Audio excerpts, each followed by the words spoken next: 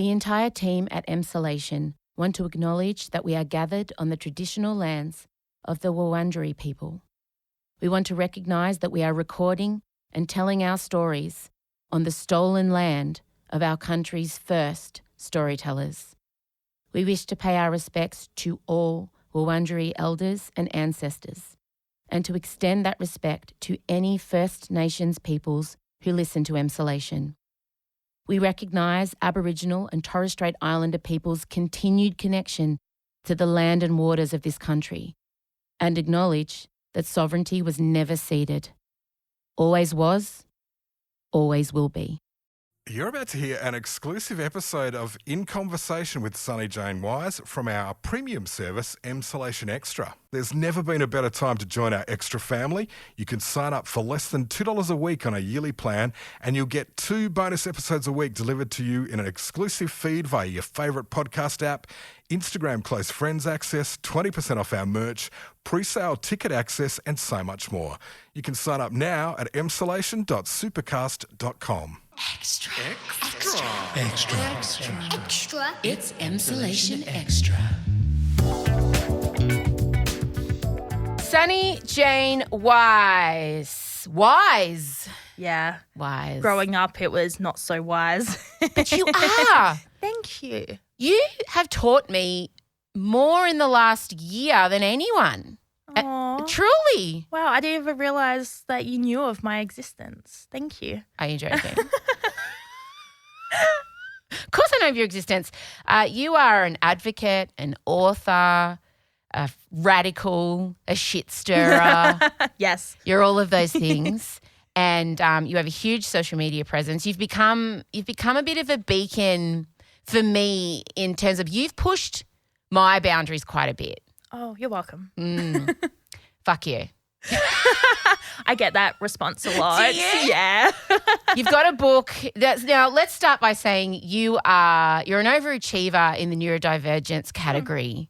I mean, you've got bingo, Yahtzee. You've got all of them, nearly, right? A lot, yeah. Let's talk about your brain. What are we working with here?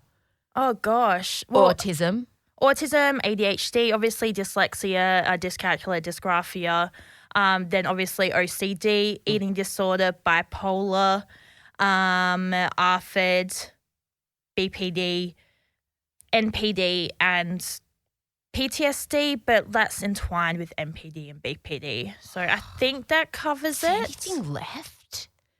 Wow. Gotta catch them all, Pokemon. We can sit here and laugh about our brains. You cannot laugh at us, but we can. If it applies to you, you can make fun of it. That's the rule. That's how comedy works, as you know. Actually, funny enough, I had my first book launch party Saturday night, and my mum was in the audience, and I did a speech, and I was just just want to give a shout out and say thank you to my mum. Without your genetics and parenting, I wouldn't have the brain I have today. So cheers. I'm pressing the shade button. You have written a book. You speak of a book launch, and the title is so antagonistic, and you what I knew do that. best. Yeah. Go. What's the title of your? And it's a great book. First of all, I want to say, I leaf through it often. I check myself in there. It's good. But why did you choose to call this blessed thing? It's called We're All Neurodiverse because people keep using neurodiverse and neurodivergent interchangeably, and they don't mean the same thing. So I decided to say we're all neurodiverse so people get the point. What do you mean? Because we're all neurodivergence as a word only came to my attention when I was writing my National Press Club address, because I was really shitty with the term attention deficit hyperactive disorder. Yeah. I didn't like saying that. Valid. Because it's bullshit. It's not true. It doesn't describe my lived experience. In fact, I believe it minimises it. Yeah. And I'm looking around, and I find neurodivergence, an umbrella term. So can you explain the difference? Okay, first of all, neurodiverse. When you say we're all neurodiverse, put that in simple terms. So obviously neurodivergent refers to anyone who functions in a way that diverges from neuronormativity. And not everyone is neurodivergent. Not everyone diverges from neuronormativity.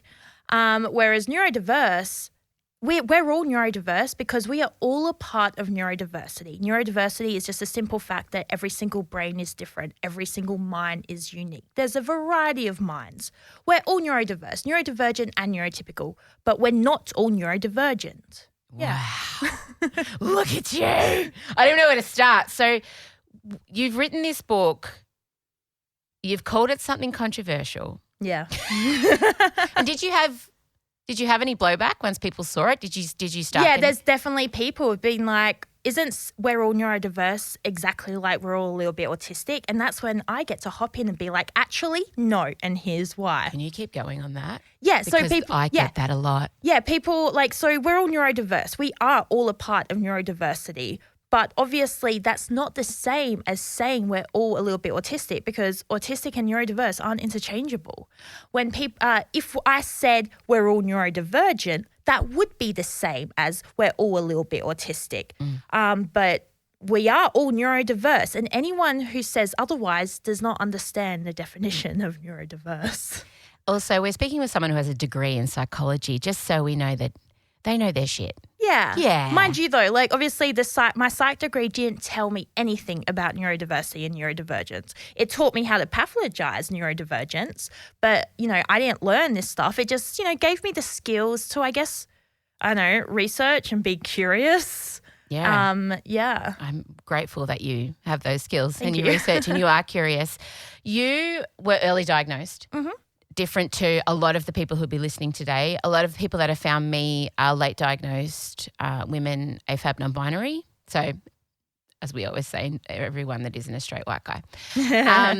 And we were talking about it before, that your experience is so different to mine, yet we will get lumped into the same category all the time. And the reason I find talking about ADHD and autism, which is my experience with neurodivergence, and obviously you have more of the umbrella terms within your credentials. Brain credentials. Brain credentials, yes. I think we were talking about the fact that people who were diagnosed in the 80s and the 90s, do you think are worse off? I mean, when you compare, would you rather have been diagnosed now or when you were? Because you were diagnosed when you were young. Yeah. I think I probably would have preferred to be diagnosed now. Like if I was 8 years old again, I would have preferred to be diagnosed now. Yeah. Purely because getting diagnosed in the 90s, can I swear? Yes. Was a fucking shit show. Yeah. It was horrible. We didn't have, because, I got diagnosed in 1999, well, between 1997 and 1999. And obviously neurodiversity and neurodivergence was only just introduced in 1998.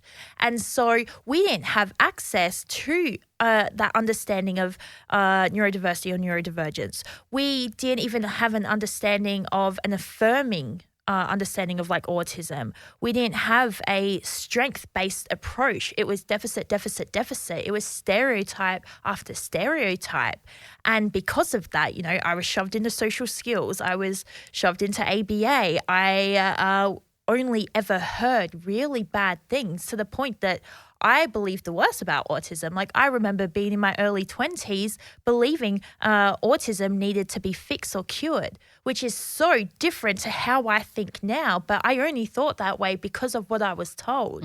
I was told, really bad things about myself that obviously led to the exclusion and bullying and, low self-esteem and self-harm and suicide and just everything, And then obviously, the people around me, because they didn't have an affirming understanding of autism, that impacted me. So, yeah, terrible. Yeah. You have lived a life for a 31-year-old. Yeah. I just want to say congratulations on sitting opposite me in a fabulous tracksuit. Thank you. A fully formed adult, an accomplished author. I'll call you an academic. Oh, because I hope that you go back and remind 8-year-old Sonny how far they've come. I hope you have done. Have you done any of that work yet? because I got to know a little bit about you through listening to you on other podcasts and reading your book. And people could not comprehend how far you have come and the things you have overcome. And not just your own brain makeup. Yeah. Things that have happened to you in your life. Do you ever think back to 8-year-old Sonny and say, we're okay? Actually, no.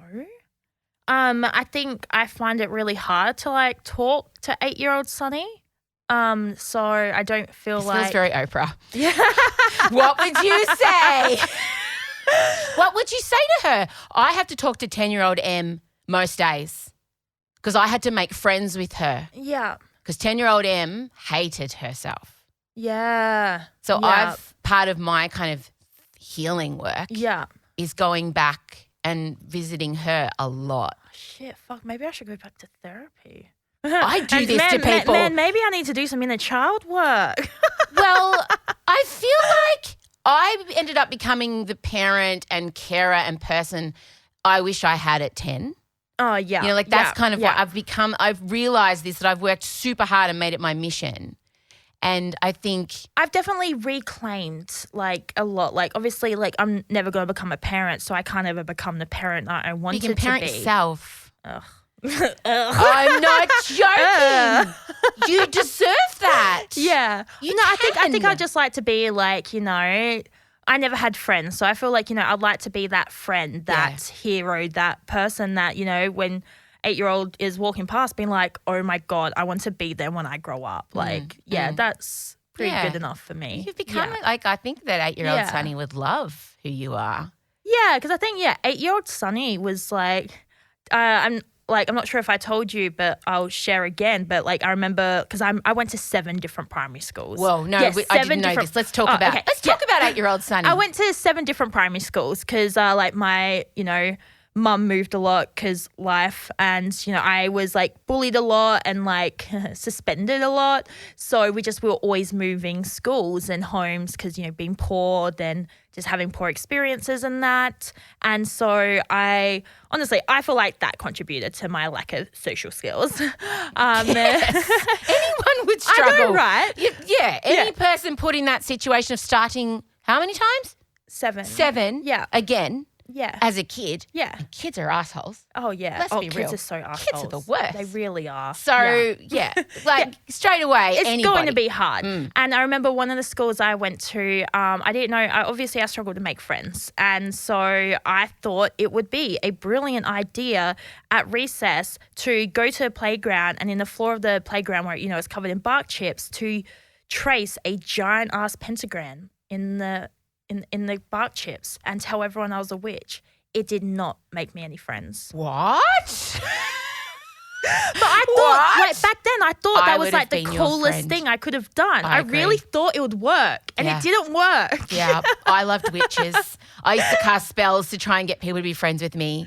Yeah. If I'd have seen you drawing a giant ass pentagram, I would have said, they are my people. See, exactly. And that's why I think, you know what, like, you know, 8-year-old me, they were onto something here. So, do you know what I fantasize about starting a school for kids like us? Yeah. I really do. I'm facing primary school for my youngest in a year, and the panic is I've already stopped sleeping a year out. Yeah. Because I can see how that system is going to crush him. Yeah. And I dream about starting a school. That's why I had hope for those, what are they called? Like Montessori. Montessori, yeah. And they're actually not neurodiversity affirming. They are not great for neurodivergent people. Like as like I thought they could be. They're slightly better. They're slightly better, but because both of my girls went to them, and they're slightly better because we had an experience with mainstream but the Steiner model seems to be the most promising for us. Yeah.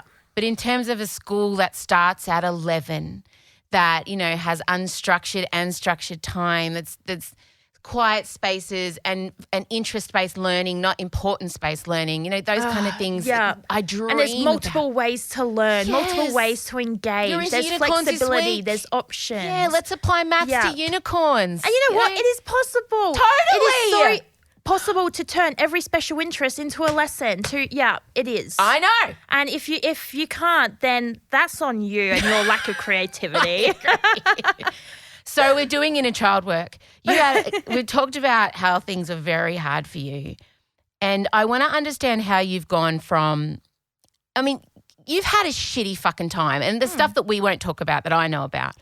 How do you go from, how are you not angry all the time? How I have you am. become, I'm just directing it in a really slightly healthy way. But when did the advocacy start? How does one flip from only being taught that neurodivergence is negative and it's all deficit? How do you flip from that to warrior of neurodivergence justice, which is what you are? When did that shift happen? Honestly, the shift happened between 2016 and 2018. Right. And then from 2019, it was just diving into advocacy work. So there was obviously various things that contributed. One of them was in 2016, I got diagnosed, like in addition to all my other diagnoses, got diagnosed with bipolar and BPD. Mm-hmm. And this was very significant for me because a close person in my life committed suicide. They got a diagnosis of BPD, and in their eyes, they were like, there's no coming back from this. And so they felt like there was no hope for them. So BPD is borderline personality disorder, but again, shit name. Sounds like you have, like you're on the don't take it literally. Sounds like you're on the borderline of having multiple personalities, but just not quite over the line yet. Yeah, it's a ridiculous name. But anyway, and it comes with a lot of stigma, a lot of stereotypes, a really bullshit narrative. And so, often it feels like, it's a death sentence. It's like, there's no hope for you, blah, blah, blah. And so when I got the bipolar and BPD diagnosis, I was like, I had the same thoughts. I'm like, hang on. Like, there's no hope for me. Like, I am permanently broken. And, I'm really stubborn and just really defiant that I needed to push back against that. That is like, hang on, you know what? Like, no, I'm not broken. And so, I first was introduced to Drop the Disorder movement. Which, what's that? So it's an anti-psychiatry movement. Okay. That is similar to the neurodiversity movement in the sense that they don't believe anyone is disordered, which is awesome. But Can you put in the caveat of you're not disordered, but you can be disabled? Oh, yes. Yeah. Disorder and disabled are not interchangeable terms. Please, teachable moments, Sonny. Explain that a bit further, because genuinely you'll be teaching people listening now. So disordered and disabled. Yeah. So disorder is, for lack of a better term, is a social construct based on the idea that there is a normal brain, that there is a normal way to function. And if you do not function according to this way, if you diverge in any way, you're labeled with a disorder, that there's something wrong with your brain. You have an illness or disease. And it's very problematic. Whereas obviously with disabled, it's saying that, you might not have the same skills or the same opportunities, and there are some things that you cannot do or that you need support doing. Got it. And I think, disability is a part of diversity. Being disabled is a part of the human experience. I think everyone will end up disabled at some point where they might not be able to do certain things, or they will need support to do things.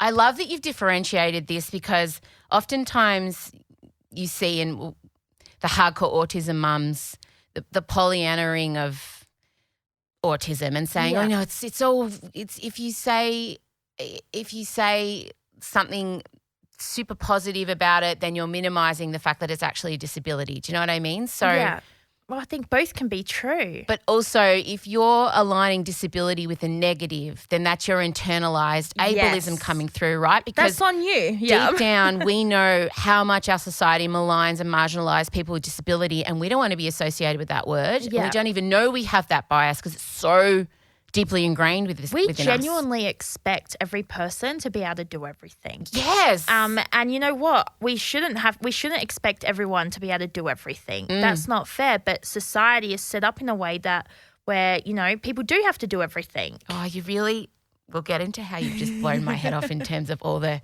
executive function stuff. We'll get there. It's Emsolation Extra.